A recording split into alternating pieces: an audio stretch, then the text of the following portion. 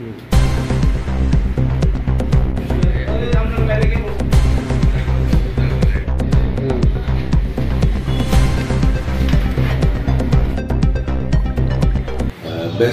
কিছুদিন ধরে আমাদের ধনগড় থানা বর্ডার বাংলাদেশ বর্ডার এরিয়াতে বিএসএফ পুলিশ কন্টিনিউ টহলদারি চলছে, নাইট পেট্রোলিং চলছে এবং টাউনসদের বাড়িঘর আমরা কন্টিনিউ রেড চলছে এবং তাদের উপরে আমরা কড়া নজরদারি চলছে।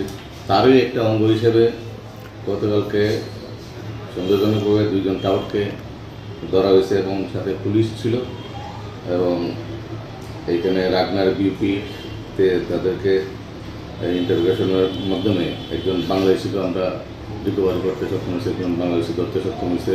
এখানে রাগনার বিউপি এবং লাস্ট পুলিশ আমরা তাদের বিরুদ্ধে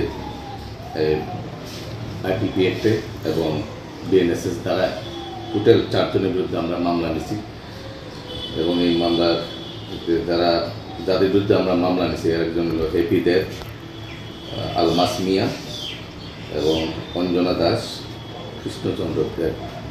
এই 4 জনের বিরুদ্ধে আমরা মামলা নিয়েছি এবং তাদের কাজকে আমরা কোর্টে পাঠাচ্ছি। 4 জনের মধ্যে কয়জন বাংলাদেশি এবং কয়জন? 4 জনের মধ্যে আমরা এখন পর্যন্ত 1 জন বাংলাদেশি পাইছি, বাকিরা ইন্ডিয়ান টাউন্স হিসেবে তারা এখানে কাজ। বাংলাদেশি যে ওনার নাম কি?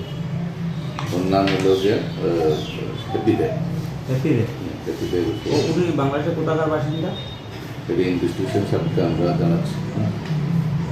স্যার ওনাদের সাথে বাংলাদেশে কোনো নথিপত্র পাওয়া গেছে কিংবা অন্য টাকা পয়সা কিছু পাওয়া গেছে ওনার সাথে? আমরা রিকভারি করতে পারছি না। স্যার বিএসএফ আজকে দিয়েছে আপনাদের কাছে না গতকালকে দিয়েছে? হ্যাঁ, আজকে দিয়েছে। আমরা আমাদের কাছে